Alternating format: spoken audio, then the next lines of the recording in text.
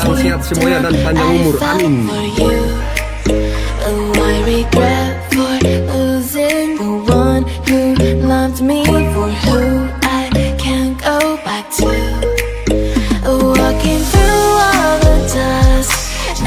Sahabat, kali ini kita berada di bengkel Tanjak Rumah Hitam.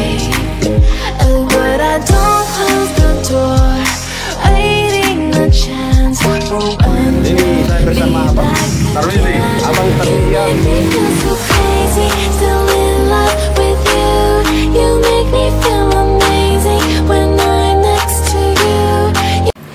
Batam Island, a small island located in the Indonesian archipelago of Riau, is Malay land. Malay have unique culture characteristic. One of them is Tanjak, and the color yellow has a very specific meaning for Malay culture. And the Malay in the Riau Island are very closely related to the Malay in Malaysia. Malays really love friendship between tribes. They are very welcoming to immigrant tribe in Indonesia. Malay are very friendly. Ethnic and culture diversity is a well asset for us, whose existence and preservation must be maintained and protected. This time we have the opportunity to highlight a video entitled Tanjak, which comes from Malay folk culture. This Tanjak is a characteristic of the Malay tribe which has existed since ancient time until now, and currently one of the Tanjak entrepreneur, Bang Tarmizi, on Batam Island.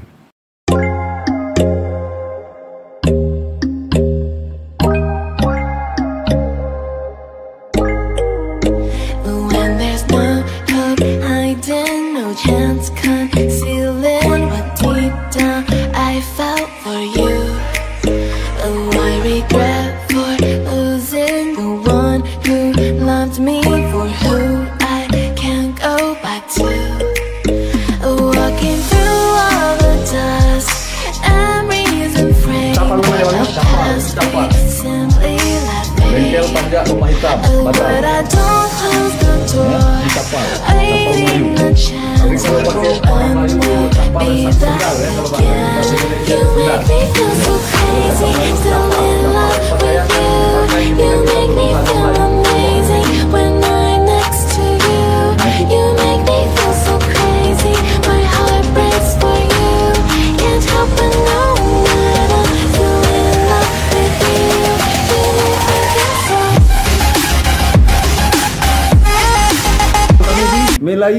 Melayu itu sangat identik dengan warna kuning. Kira-kira maksudnya itu bagaimana, Bang? Kalau Melayu yang warna kuning itu tuh warna kebesaran Melayu. Warna kebesaran Melayu. Kuning adalah warga kebesaran Melayu. Ya, jadi itu biasa dipakai orang-orang besar, sultan, raja-raja. Itu identik dengan pakaian-pakaian orang-orang besar, ya, orang-orang pembesar Melayu. Jadi itu raja-raja, sultan-sultan biasa dengan baju kebesaran, dengan warna kebesaran itu kuning.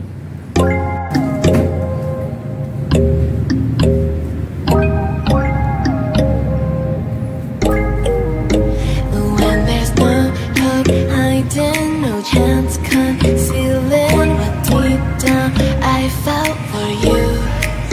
Oh, I regret for losing the one who loved me, for who I can't go back to.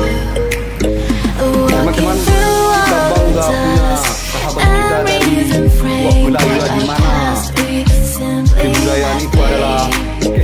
But I don't close the door, yang berharga bagi negara yang harus kita jaga, kita lindungi dan kita lestarikan. Mau suku apapun dia, tetap kita jaga sebagai NKRI. Bengkel Tanjak Rumah Hitam.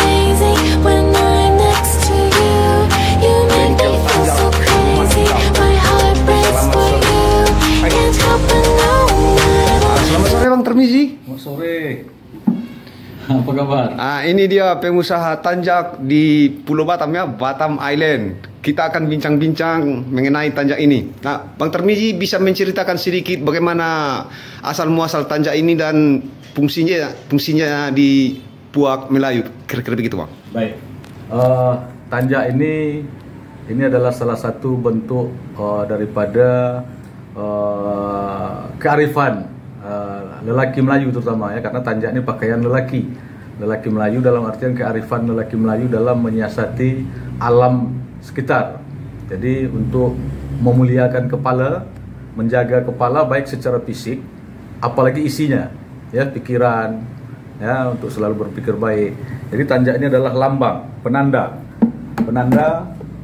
seorang lelaki Melayu. Jadi dia terbuat dari bahan dasar, ada bahan polos ya, ada yang umum terbuat daripada bahan songket. Nah, semacam ini ya, songket. Apakah tanjak ini sudah dimulai sejak Melayu ada begitu, Bang, kira-kira?